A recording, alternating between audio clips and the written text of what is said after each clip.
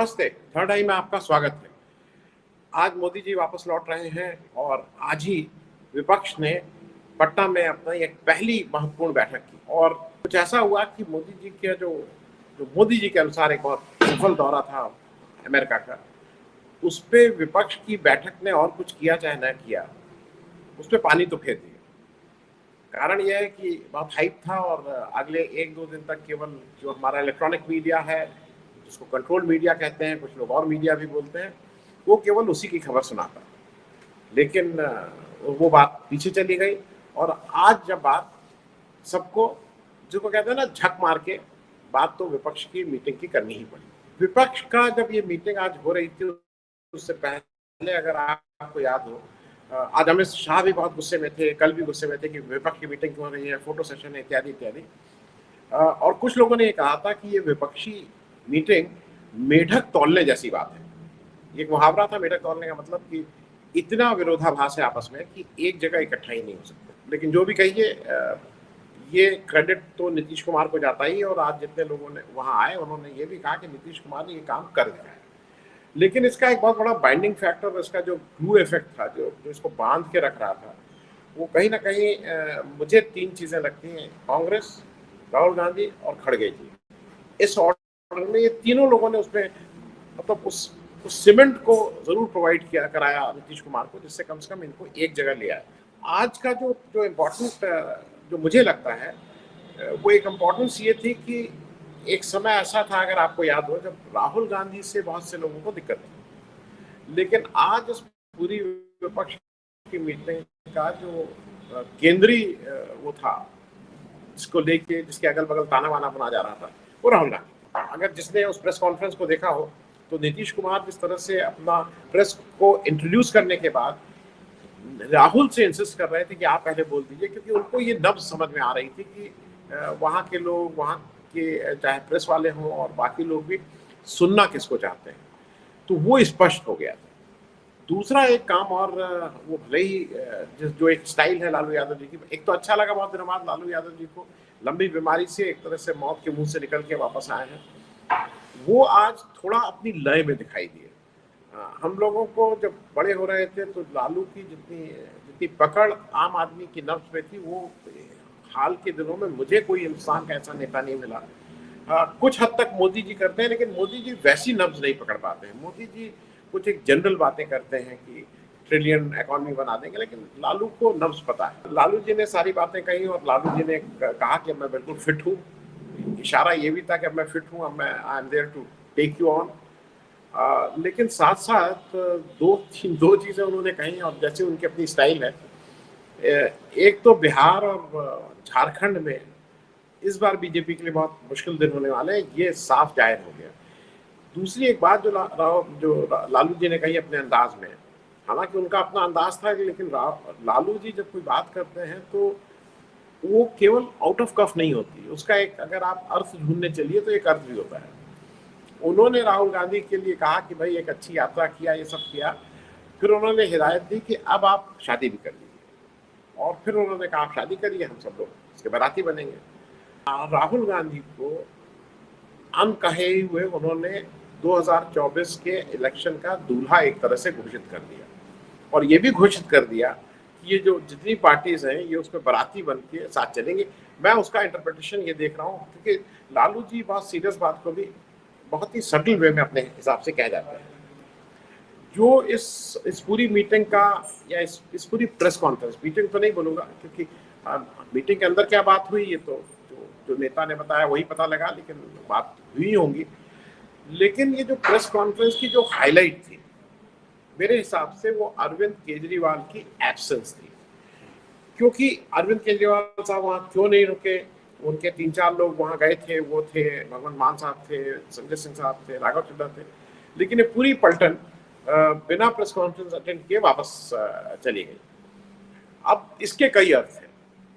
आपके पास जितना भी जरूरी काम हो, ये देश की भविष्य निर्धारण की बात हो रही थी, जहाँ पे और लोग भी अपना काम ही छोड़ के आए थे, और अगर आपको ऐसा काम था तो भगवंत मान जी को छोड़ जाते, या भगवंत मान जी को ऐसा काम था तो आप रुक जाते हैं। लेकिन क्योंकि बाकी मुझे नहीं लगता कि नीतीश कुमार जी ने जब ये मीटिंग मीटिंग आहूत की थी तो उस समय भी उन्होंने बहुत बहुत स्पेसिफिकली इस बात को प्रेस से भी कहा था और सार्वजनिक रूप से भी कहा था कि इस मीटिंग में हर पार्टी के नेता आएंगे और प्रतिनिधि नहीं आएंगे। प्रतिनिधि थे, साथ आ सकते थे, लेकिन प्रतिनिधियों के लिए ये नहीं था कि प्रेस में आके वो बोलने लगे। तो हर जगह हर जो भी विपक्ष का नेता बोला वो अपनी पार्टी का सर्वे सर्वा जैसे था।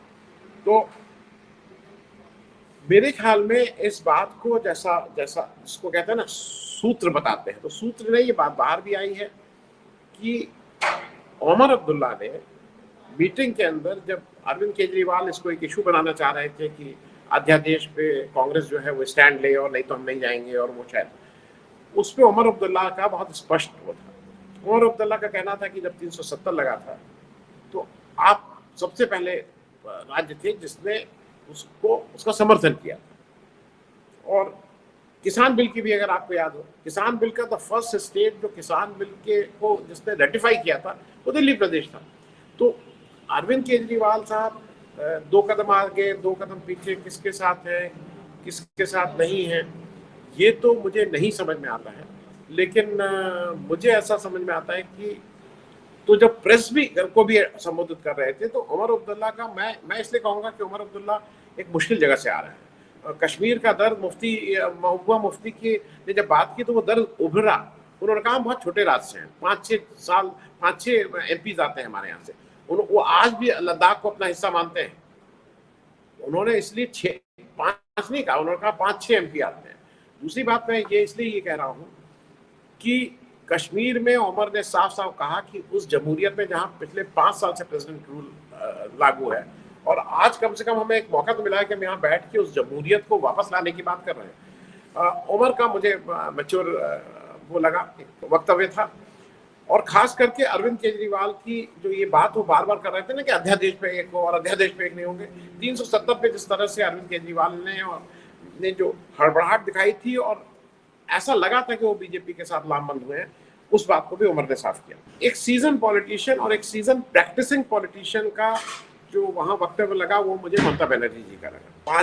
तीसरी बार चीफ मिनिस्टर हैं, अपने दम पे बीजेपी के उस सारे ऑन स्लॉट के साथ, बीजेपी के उस पूरे जो अगर आपको प्रचार याद हो दीदी वाला, उसके बाद अपने दम पे जीत के आएंगे।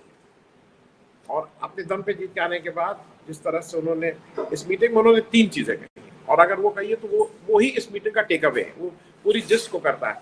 उन्होंने कहा कि इस विपक्ष की ये मीटिंग इसलिए इंपॉर्टेंट थी, यहाँ से जो मैसेज जा रहा है वो मैसेज पहला ये है कि वी आर यूनाइटेड, हम में एकता है। दूसरा उन्होंने कहा कि एकता के बाद हमारी जो दूसरी चीज है वी विल फाइट यूनाइटेडली, हम साथ ही साथ एकजुट होकर इलेक्शन लड़ेंगे। हम एकजुट हैं और हम एकजुट होकर इलेक्शन लड़ेंगे।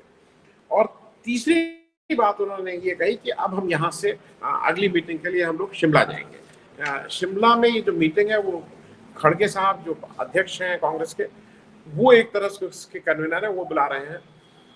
मैं याद के लिए सिर्फ बता दूं क्योंकि ममता बनर्जी ने एक चीज और याद दिलाई। उन्होंने कहा कि बिहार की पटना की धरती से ज्यादा एप्रोप्रिएट जगह कोई नहीं हो सकती थी विपक्ष की मीटिंग के लिए, क्योंकि ये वो जगह है।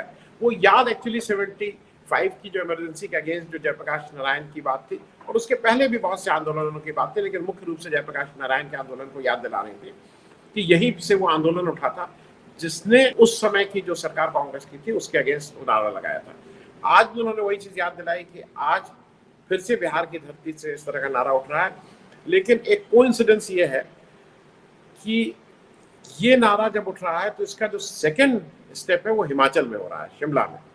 और शिमला मेरे हिसाब से कांग्रेस की वो वापसी का पहला कदम था जहां पे कांग्रेस ने बीजेपी के एक ऐसे कैंपेन को जिसमें प्रधानमंत्री मोदी जी ने अपनी इज्जत दांव पे लगाई हुई थी, उसमें शिकस्त देके वहां पे एक पूरी मेजॉरिटी की सरकार बनाई थी।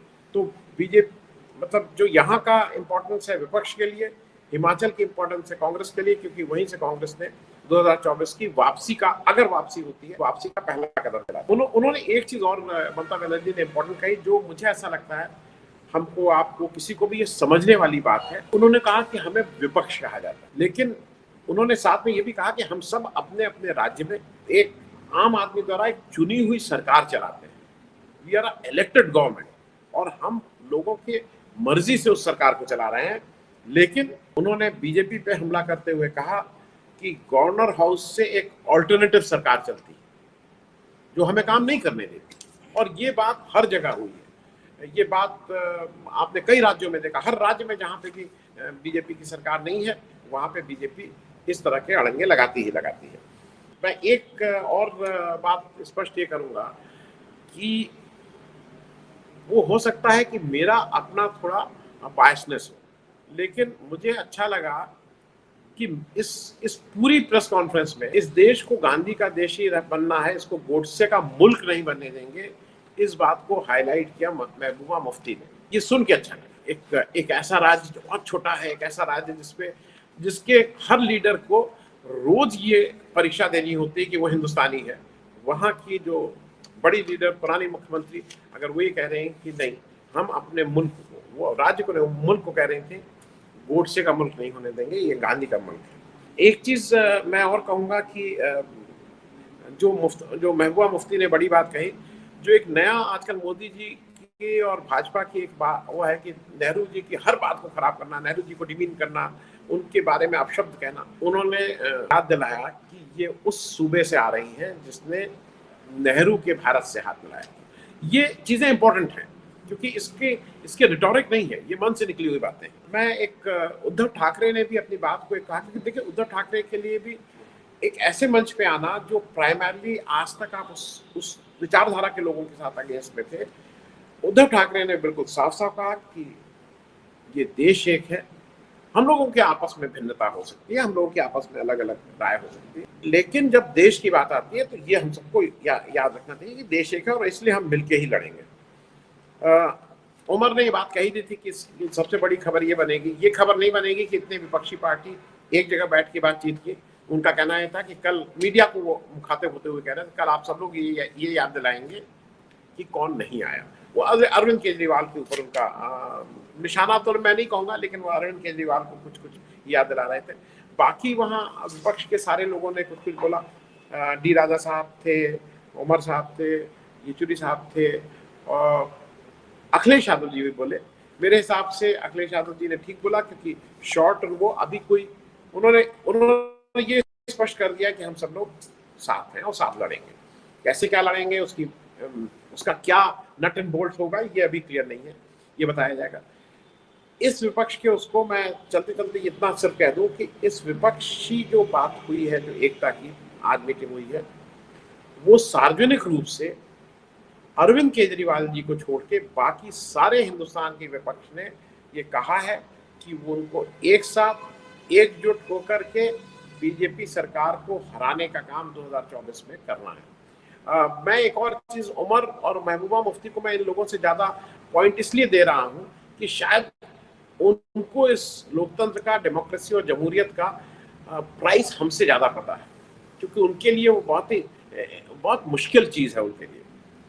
क्योंकि उमर ही ने आने वाले जो 4-5 चुनाव हैं राज्यों के, उसका नाम लेके बताया कि 2024 से पहले एक सेमीफाइनल है और उस सेमीफाइनल को भी हम लोगों को एकजुट होकर जीतना है। ये बड़ी बात थी और कि इसमें वो है। मुझे लगता है कि अब मोरलेस लाइन ड्रॉ हो रही है। अभी भी केवल अरविंद केजरीवाल साहब की लाइन अभी साफ नहीं है क्योंकि उनके यहाँ से ऑफिशियली कुछ नहीं आया है। अब अरविंद केजरीवाल साहब क्या निर्णय लेंगे ये तो वही बताएंगे, लेकिन मुझे लगता है कि शिमला की मीटिंग आते आते ये कुछ चीज़ें भी काफ़ी साफ हो जाएंगी। मैं चलते चलते एक बात बता दूं, आज मैंने शाम को लाइव नहीं किया है, कल मैं 1 से 2 भी लाइव करूंगा और 5 से 6 भी करूंगा, क्योंकि एक मोदी जी की विजिट है और एक विपक्षी एकता पे और डिटेल से और लोगों के साथ चर्चा हो जाएगी। थैंक यू सो मच, धन्यवाद।